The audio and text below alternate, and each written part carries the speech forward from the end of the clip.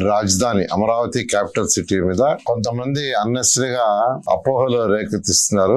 రైతులు అమరావతి రాజధాని కోసం ఎవరైతే రైతులు ల్యాండ్ ఇచ్చారో వాళ్ళెవరు కూడా ఎటువంటి డౌట్ అవసరం లేదు. ముఖ్యమంత్రి గారు ఒక లాంగ్ విజన్ తో చేస్తున్నారు. అమరావతి రాజధాని క్యాపిటల్ సిటీ ఏదైతే ఈ రోజు 217 చదరపు కిలోమీటర్లు కడుతున్నామో అది ఇంకా సక్సెస్ఫుల్ కావాలి, రైతులు ఇచ్చిన భూములకు ఇంకా విలువ రావాలంటే ఇక్కడ అనేక సంస్థలు రావాలి. అనేక సంస్థలు అంటే సాఫ్ట్ ఇండస్ట్రీస్ రావాలి. ఇండస్ట్రీస్ వస్తేనే ఈ క్యాపిటల్ సిటీ యొక్క విలువ ఇంకా పెరుగుతుంది, రైతుల భూముల విలువ ఇంకా పెరుగుతాయి.